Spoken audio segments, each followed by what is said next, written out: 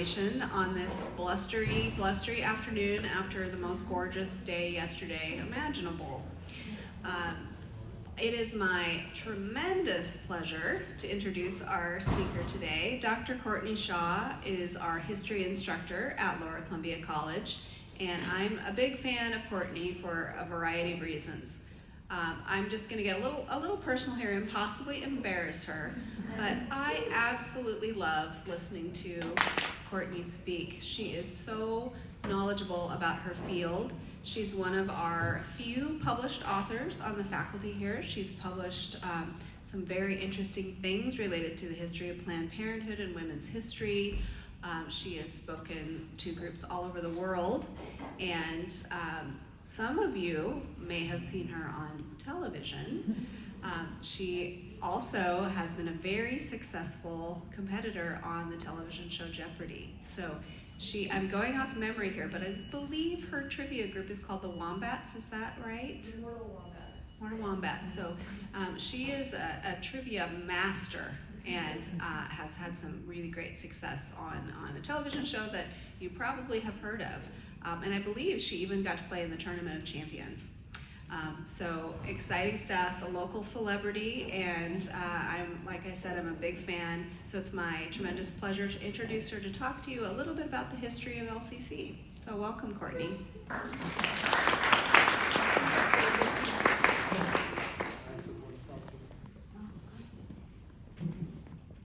I love feeling tall. Yeah. This is also actually just a little side note, nothing to do with LCC. They also give you these risers, like automatic risers at the Jeopardy podium, so you can look nice and tall on TV as well, which I'm a big fan of. So it's very good. Anyway, hello. I want to thank Wendy Hall for introducing me and President Seamers for inviting me, and Wendy to invite me to be here to speak today. And I want to thank you, the audience, for joining us in our celebration. And more than any of that, I want to thank LCC for hiring me back in 2007 so that I could become part of this great community. So today I'm very pleased to speak about the history of LCC. Since 1934, LCC has been serving students and our community. But before we look specifically at Lower Columbia College, I'd like to provide a little bit of historical context because that's kind of my job. And I'd like to talk today about the bigger picture of public education in the United States.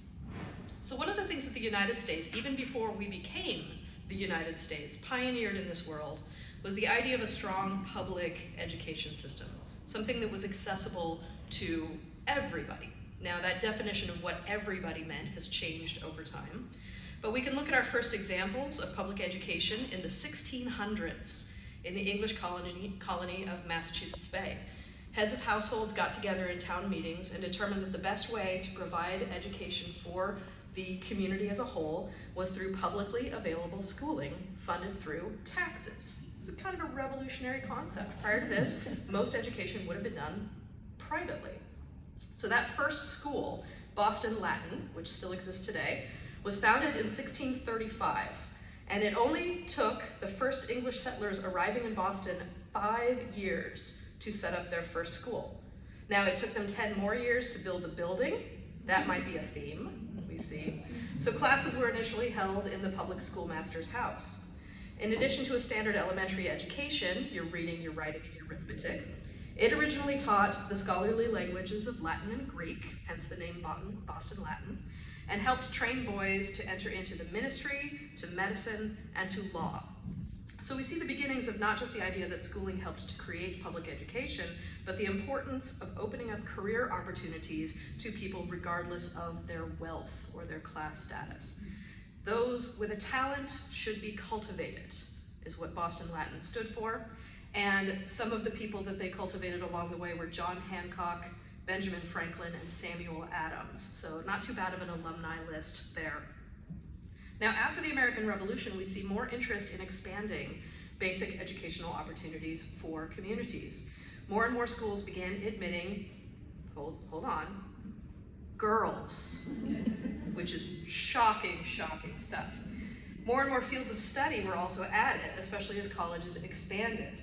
Jobs in a modernizing, industrializing society might demand different skill sets than we might have seen in the 1600s or the 1700s. So education could help teach students what they needed to survive in a new economy. And that is also a theme that we see with LCC. Fast forwarding a little bit to 1862, the Morrill Land Grant College Act granted lands for states and colleges and universities to develop on. This is where we get a lot of the A&M or agricultural and mechanical schools around the nation, as well as ROTC or military training programs in a lot of areas. And this is making it again affordable and being where the students will be. So if that's a rural community in Iowa, we're going to build something in Iowa. If it's in Alabama, we're going to build it in Alabama. Now, there were also problems with this. Schooling, of course, was segregated by race in most places in the United States. So in 1890, the Morrill Act was expanded to fund an additional 17 schools for African Americans. These became our HBCUs, our historically black colleges and universities, and about 30 Indian schools opening up on reservations and in areas that had a large Native American presence, so they could provide education to Native American communities as well. So even in a segregated United States, while imperfectly implemented, our nation has continued on that mission to make education more accessible to a broader and broader audience of students. But that idea that higher education was still largely for the elite remained. It wasn't until the early 20th century that community colleges, or initially called junior colleges, began to expand in the United States. And we see junior colleges initially focused primarily on academic transfer. This was a place you could go right out of high school to do your general education requirements and then transfer to a larger four-year institution, which again is something we still do.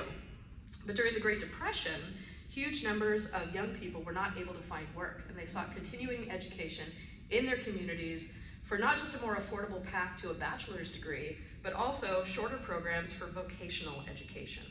And this is where LCC enters the story as well. LCC, Lower Columbia College, or originally Lower Columbia Junior College, was founded back in 1934 in the midst of the ongoing Great Depression. Local citizens went door to door collecting change, trying to raise a few $1,000s to get a junior college started. Local two-year colleges could meet the needs of unemployed people who want to retrain for a new job, or perhaps start doing some of those college credits and go on and get a four-year degree. At a time when unemployment was upwards of 20% in a lot of regions, this really struck a chord with people. They saw this as a very valuable thing. And more people were recognizing the value of college, not just for the elites, but also for regular working people, right? So the initial fundraising efforts included a parade, a bonfire, and the formation of a ukulele band, which I really love. After raising a fair amount of money, somewhere around $5,000 to $7,000, and in just 5 months from the initial meeting of citizens, Lower Columbia Junior College opened its doors on October 2nd, 1934. There were approximately 50 students that first year. The school didn't have a campus either, but instead rented rooms at R.A. Long High School. Later, the college outgrew R.A. Long, and classes were held at the public library, right over there. And PE classes happened at the YMCA, just down the street. The land for our current campus was purchased in 1940, once the ball started rolling here, although fundraising continued to pull together sufficient money to build the buildings, which would take a little bit longer than just purchasing the land. During World War II, we see college expanding their offerings, adding summer and night classes, which appealed to a lot of working people. By the time by the time the United States got involved in World War II, unemployment was no longer the issue. We had pretty much reached maximum employment. So if people wanted an education, they were doing that on top of readily available jobs. So we held evening and night classes, and also opened up a lot of programs that would appeal to people who were either entering into the military or were doing work that was related to the war effort.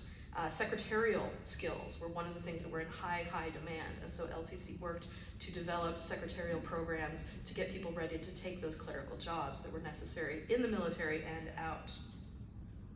World War II also expanded the accessibility for college to returning veterans. The GI Bill of Rights also known as the Servicemen's Readjustment Act, passed in 1944, providing social services and support for returning veterans from World War II.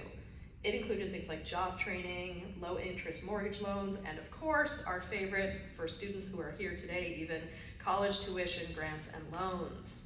So if you serve your country will pay you back. They will provide you the things that you need in order to readjust into civilian life and to keep that upward mobility that you might want, but whether that be job training, whether that be a home loan, or whether that be a college education. So immediately in the wake of World War, there was a boom in higher education, and definitions of higher ed as a path towards upward mobility were popularized across the country. In the 1960s, under Lyndon Johnson's War on Poverty, the federal government passed the Elementary and Secondary Education Act and the Higher Education Act of 1965, each granting additional fundings for education from the federal government. So one of the things you see throughout, especially the 20th century, is this shift of money, either from the local community or the state. More and more of it is coming from the federal government. So for colleges, this set up funds for grants for low interest student loans, enabling more and more students from lower economic classes to be able to attend college. And the goal here was to increase the overall attainment level of the population, prepare people for a job market that demanded a greater education, and balance some of the problems with funding of schools in low income areas. Higher education could be that path towards the good life or a more comfortable life, especially if it can be done without taking on a mountain of student debt. So geographically and financially, people in our community have to overcome some distance to attend college. There is not a 4-year university in Cowlitz County, right?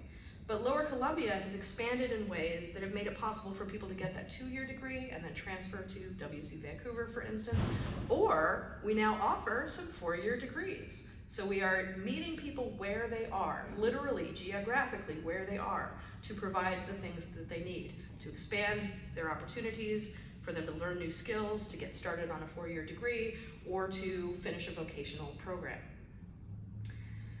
Back in 1947, President Truman's Commission on Higher Education encouraged support for a network of public community colleges that would offer low, or in some places even no tuition, provide a space for cultural events, and offer a comprehensive curriculum that offered both transfer credits as well as vocational and job skills. Looking around, that's what I see from LCC today. Just even in this gorgeous building, which was being finalized as I was interviewing for this job back in 2007. Our community can attend musical concerts, plays, visit the art gallery, or attend an educational lecture by some Yahoo like me. So LCC has gone from 50 students in 1934 to over 4,000 today. Our campus has grown and expanded from a couple of rented classrooms at a nearby high school to 26 buildings sitting on 38 acres. Besides transfer programs, we now offer a variety of technical and vocational programs, bachelor degree options, and international programs as well. Besides the numbers, our impact has expanded for our students, for their families, and for our neighbors. And we can continue to evolve in the future to provide for the needs of our students and in the area of Southwest Washington. Thank you all for joining us today.